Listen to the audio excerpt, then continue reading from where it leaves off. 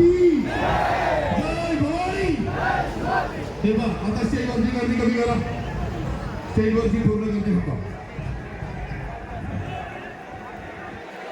आलं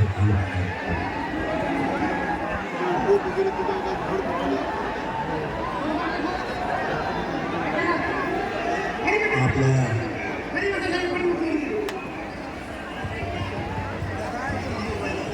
sound operator आवाजच उंची द्या. आलं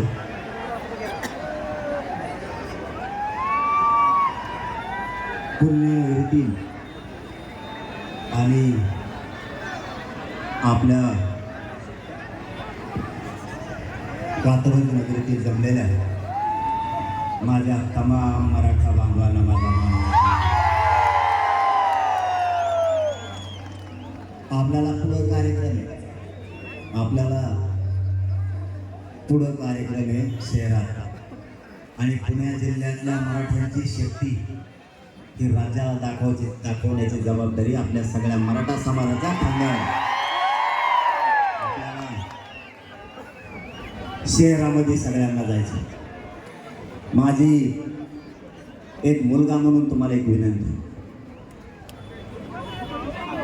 मला जास्तीचं तुम्हाला आज नाही बोलायचं. आपल्याला सगळ्याला पुणे शहरात जायचं. मायबापा हो, तुमचा मुलगा म्हणून बोलतो.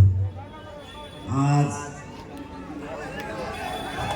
मी खोटं बोलत नाही.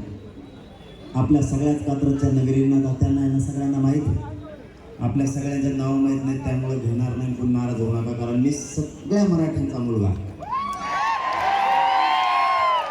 त्यामुळं कात्रज नगरीतील जमलेल्या बांधवांना खोटं बोलणार नाही. मी मरणाच्या दारात असल्यासारखा इतका त्रास शरीराला माझ्या उपोषणामुळे मला हटायचं नाही. लोक आपल्याला एवढाच शब्द मला सांगून पुढे जायचं आहे. तुम्हाला आपले लेकरं मोठे करायचे नाही बापू. आपल्याला राजकीय पक्ष आणि राजकीय नेते नाही मोठे करायचे. आपले लेकरं आयुष्यातून आपल्या आयुष्यभरासाठी मोठे करायचे. त्यासाठी त्यांना आरक्षणाची गरज आहे. यांचा वाटतंय पक्ष आणि नेता मोठा झाला पाहिजे. आणि माझा वाटतंय माझा समाज आणि माझ्या समाजाच्या पोरं मोठे झाले पाहिजे. म्हणून मी मरायला सुद्धा तयार आहे. रात्री मला सातारच्या डॉक्टरांनी सांगितलं, पाटील तुम्हाला नाही उठता येणार आणि जाता येणार आहे. तुम्हाला आराम करावा लागणार आहे. नसता कधी काय होईल सांगता येत नाही. बरं, मी सांगितलं माझ्या समाजापेक्षा मोठं मला कोणी नाही. आणि मी मेलो तरी चालेल, पण माझ्या समाजाला न्याय देण्याची जबाबदारी माझ्या खांद्यावर आणि माझ्या समाजाच्या खांद्यावर. बरेच जण लिहित होते आता मराठी पश्चिम महाराष्ट्रातले एक नाहीत, मराठवाड्यातले विदर्भातले खानदेशमधले एक नाहीये, मुंबईतले कोकणातले मराठी एक नाही. पुणेकरांची पाठ थोपटावं लागल. आणखीन तो पुणे यायचा तशी कात्रज. मला काय 5 ते 4 वाजता का काय घे पुण्यात जायला. पण आपल्याला जे हिणवलं, आपल्याला जे नाव ठेवलं, जे अपमान परवा 2-3 दिवसापूर्वी ठेवलाय, त्याचा बदला कात्रजकरांनी घेतला. आता पुणेकर घेणार.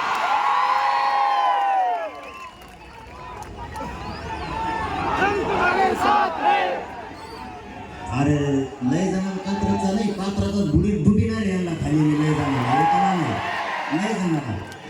मी बोललो ना तुम्हाला, आता तुमचा माझा चेहरा पाहिला आहे.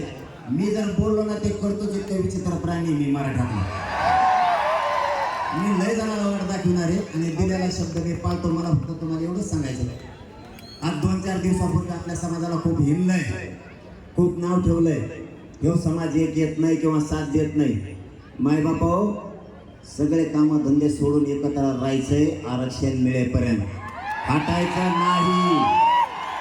मी हटत नाही आणि हटायचा सुद्धा नाही. आता सगळ्यांची आत्ताच कात्रजनी जिरविली. सगळ्यांची आता तुम्हाला विनंती अशी एकजूट दाखवा. मला यांनी उघडं पाडायचं ठरवलंय, मला घेरायचं ठरवलंय.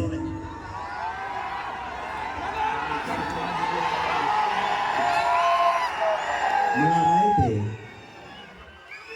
मी इतकं तुमच्यासाठी प्रामाणिकपणानं करतोय, तुम्ही मला कधीच उघडं पडू देणार नाही. एखाद्याच्या छातावर पाय द्याल पण कोणाला सोडणार नाही.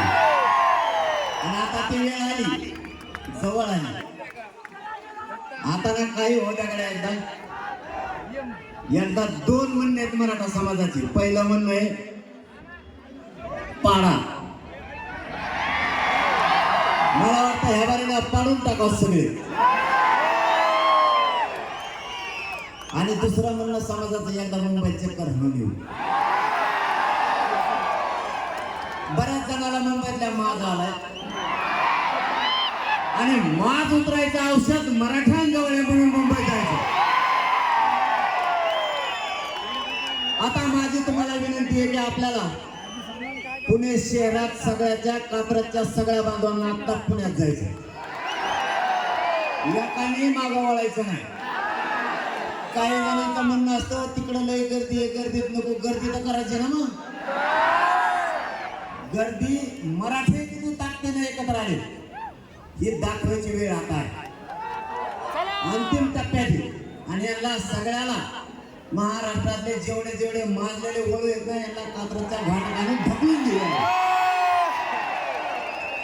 चला, माझी तब्येत लय वेळ बोलल्यावर मला साथ नाही देत नाही बाबा, तुमच्यासाठी मी करतोय. आणि तुमचे लेकरं मोठे व्हा एवढाच माझा पण आहे. माझा जीव गेला तरी तुम्हाला न्याय दिल्याशिवाय वाटत नाही. फक्त आता सगळेचे सगळे पुण्याकडे चला ही विनंती करतो. थांबतो. धन्यवाद. जय श्रीराम.